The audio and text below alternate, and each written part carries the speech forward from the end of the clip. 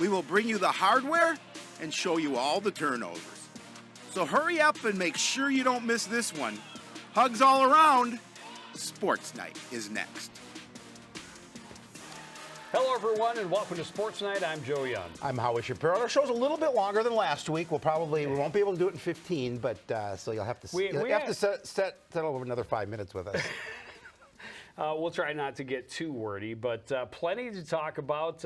One team is, or a couple of teams actually, are now done for the season, unfortunately, but we'll talk a little bit about that. Other teams preparing for the playoffs, and others just in mid-stride. We start with the football team.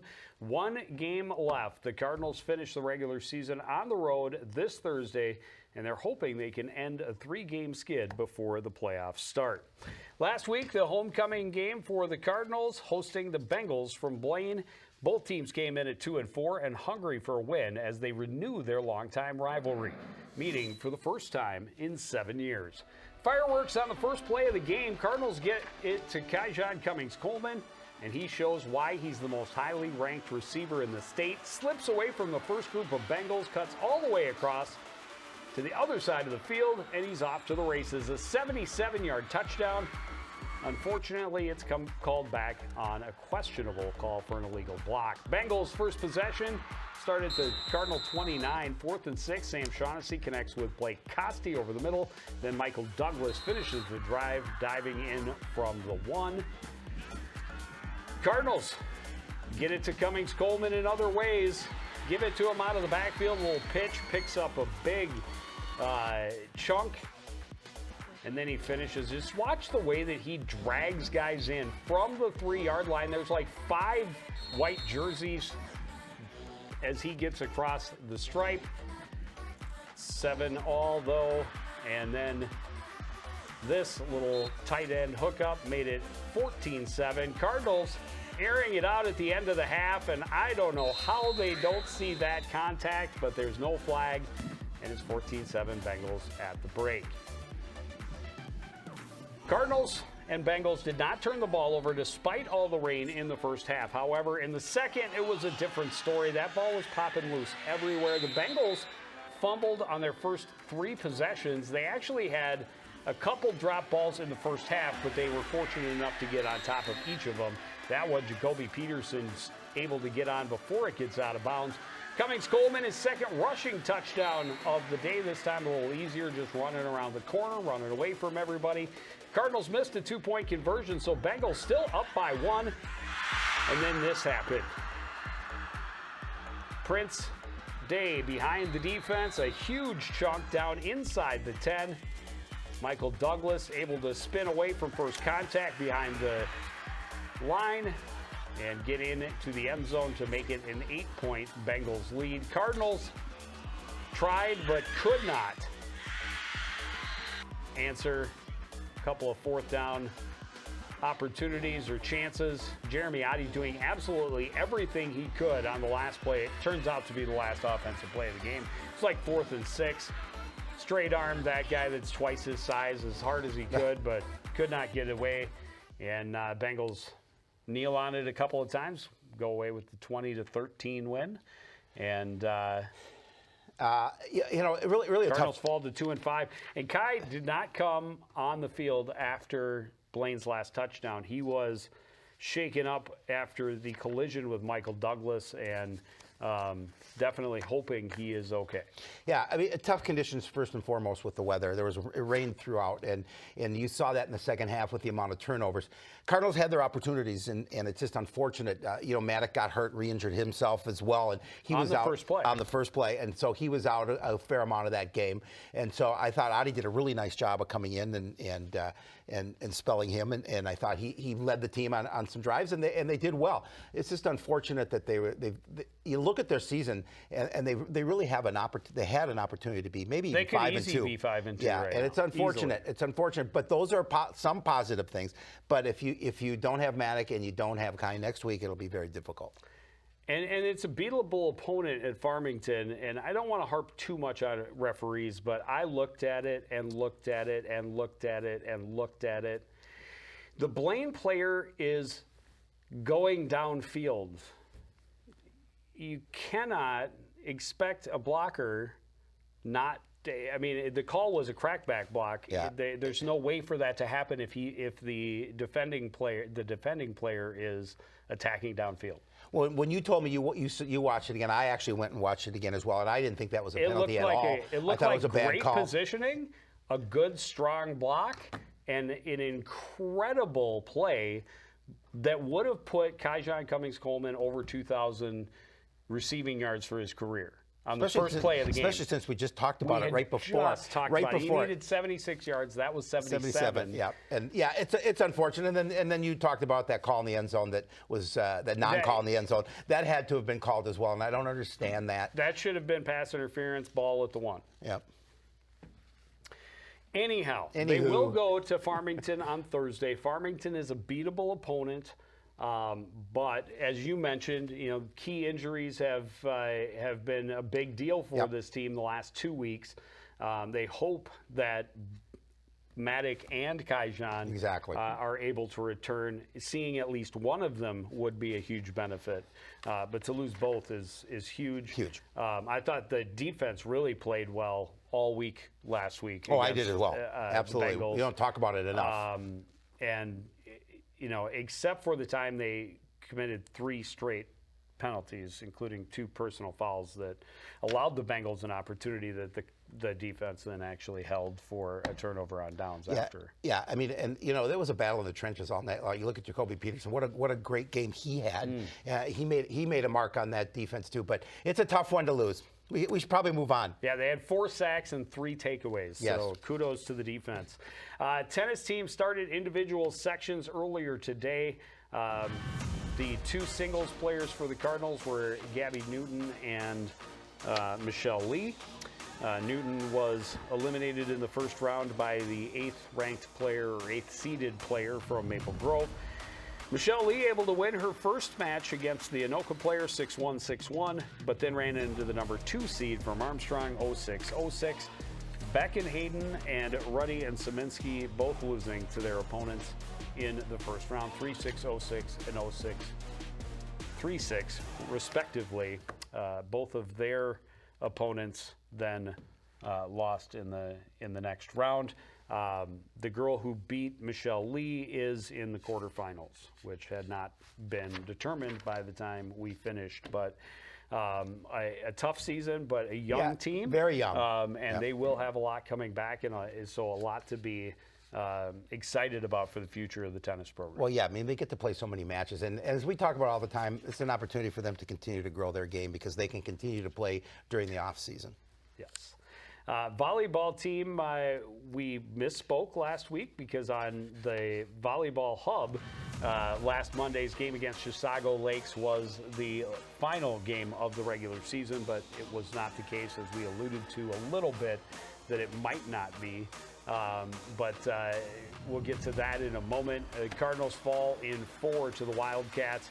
After losing the first 2, 17 and 15, they were able to win game 3, 25-21, but lost in the 4th, 25-15. On Saturday, they were at the Bloomington Jefferson Invitational, and it started with a 2-0 loss, pretty lopsided against Forest Lake. They battled strong against Woodbury, but lost in 3. They did pick up 1 win in the tournament, beating Minneapolis South in 2, 20 and 16. They finished the tournament with a 25-12, 25-22 loss at the hands of Sibley East. Well, at least they beat Minneapolis South, so that was good. Because as 2 Minneapolis guys, we always like when the teams, the rivals, the schools we didn't go to lose. Well, your school can never lose again. Yeah, exactly. So there's that. Yeah, so I guess I root against them all. The volleyball team will finish, I believe, the regular season. This time for real, at home against Park Center on Tuesday. And Howie, I think we're going to be there. And this is a team in the Pirates that the Cardinals got one of their wins against 3-1 earlier in the season. Yep. The sections start next Wednesday, and we hope to be there as well. Swimming and diving team started their week on Tuesday night with a visit from the Andover Huskies. And as we talk about every time, the team scores, just the numbers aren't there. Nope. But assured by a very excited Coach Ashley Radis that it is building. But look at all the first and second place finishes for the Cardinals. Gabriella Lewis has a first and a second, so does Lillian Defoe. Whitkey finished second place in diving. Altpeter was second and third place in her 2 individual events. Well, the Lady Cardinals, along with their poolmates from Blaine, played host to the Section AA True Team. They've talked all year long. Meet on Saturday. Sorry, I missed that one. We've talked all year long, but the Cardinals are a very small team without a ton of experience. Still, Coach Ashley Radis says she was impressed with the times that they made and the effort that they would continue to put in for a strong finish. Cardinals weren't expecting to make a big splash in the team race for state. We start with the 500 free, Joe's favorite, Lillian Defoe, 53. The 500 free would be tough. Lillian Defoe was in that top lane. She finished 15th in a time of 27.98. All the highlights are from CTN providing the closed circuit coverage for the event, so no close-ups, Mr. DeMille. Gabrielle Lewis is in the near lane for the 500 free, and she posted the best individual finish of the meet for the Cardinals, taking 8th place in a time of 6:01.97. She gets a hug and some hardware. She was also 11th in the 200 free. One other top 10 finish, and it's Lillian Defoe again. The sophomore is way at the top again. She has a great swim, taking 9th in a time of 109.16. Well, and finally, we have Evelyn Altepeter in the 100 breaststroke. She's in lane 4 in the middle with the white cap. Altepeter is going to take 16th place in a time of 126.64. As a team, the Cardinals finished 8th. Noka swam away from everyone, with the Blaine finishing in 2nd place. Yeah, it's been a year for the Cardinals, and Coach Radis has said in her last couple of emails, she said, you know, the times aren't as good as they had been right now, but they're working really, really hard on getting stronger.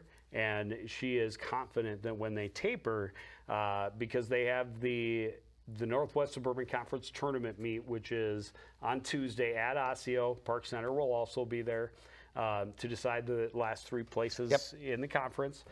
Then after that, they have, you know, 2.5 weeks-ish, 3 weeks even, till the section championships, and that's when they will get a little bit more rest and really hopefully be able to explode for big times and shatter all of their records. Wouldn't that be nice? When they get to the end. We would love to see it. And that's, at the end of the day, that's really what they are trying to do, is improve each and every one of them from start to finish, and so far that appears to be on track.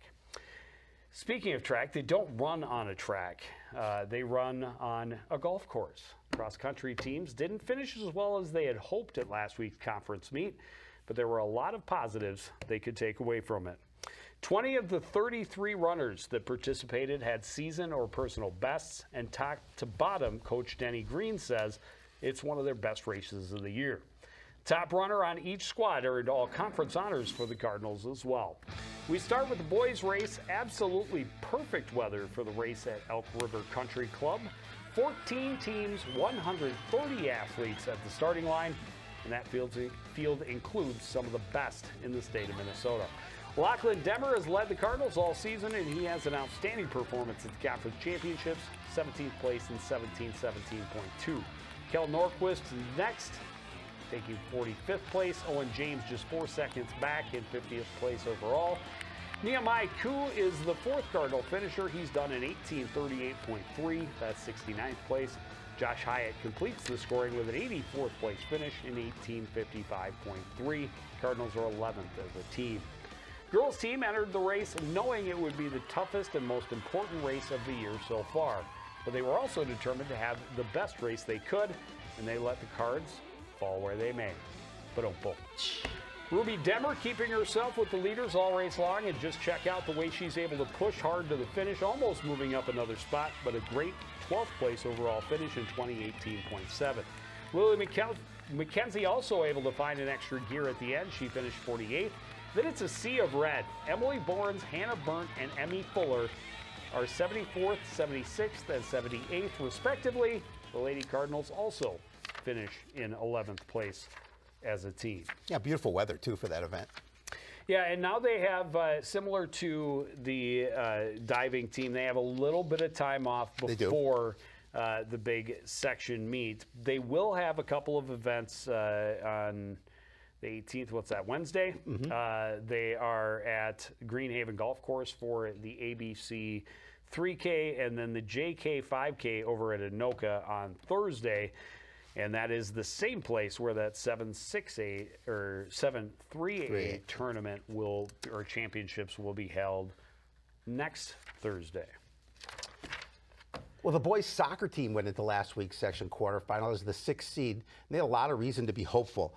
A trip to Andover meant they would be facing a Huskies team they had beat during the regular season, but Andover was coming in hot, winning 3 in a row to get back to 500, and the Cardinals were still trying to break their scoring drought. Huskies don't score a ton of goals, but they brought some good pressure on the Cardinals' net in the first half. Luke Rising diving to make a save on the direct kick. Cardinals beat Andover 2-1 their first meeting at Coon Rapids. Now the Dogs were looking for some payback. Rising another diving save, keeping it scoreless. The Huskies attacking with speed and numbers late in the first. Clement Mutumba in deep, able to cross it in front, and Carter Eklund has a wide open net to put it home and get Andover the 1-0 lead at the break. Nice goal there. Cardinals looking for the equalizer in the second. Ben Kish working his way in close. He's tripped up inside the 18. No call, no penalty shot. Kish can't believe it. Neither could we. Cardinals again trying to pressure in deep. Andover keeper able to go up and get it. Adam Kish with a bit of a body check. That leads to a little pushing and shoving. It also leads to a yellow card for the sophomore forward. I love the way Big Brother stepped in. Right? Well, he should. First one in.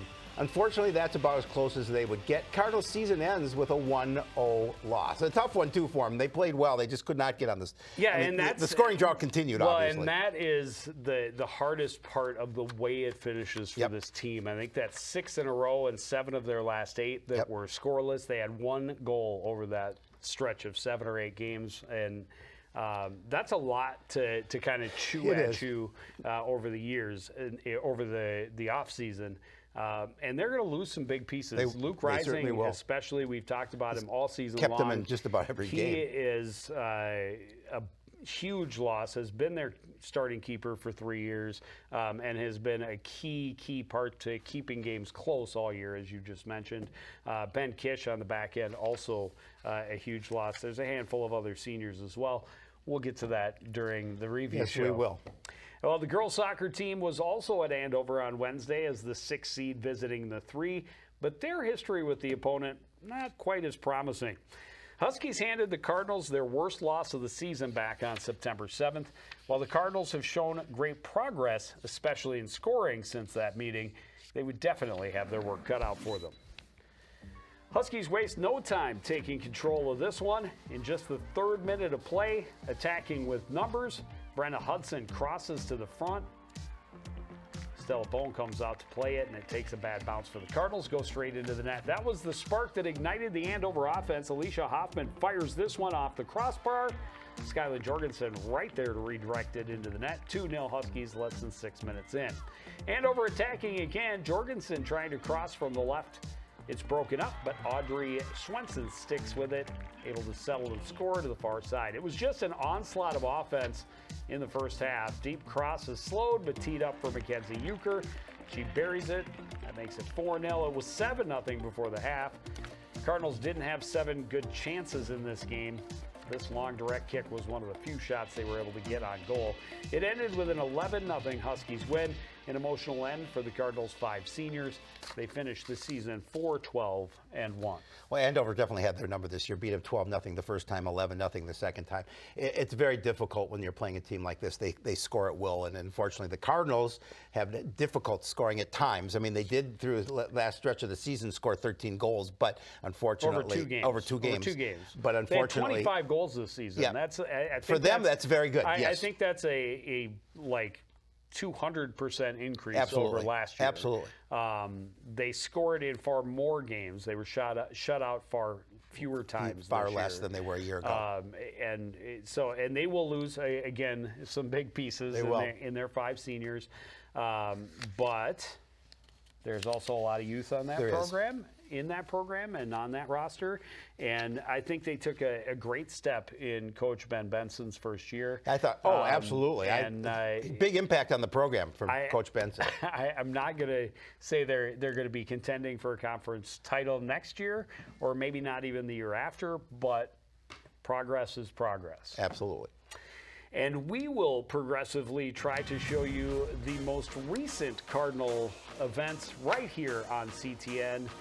This week we have volleyball against Park Center on Tuesday night, and then football live from Farmington against the Tigers on Thursday the 19th.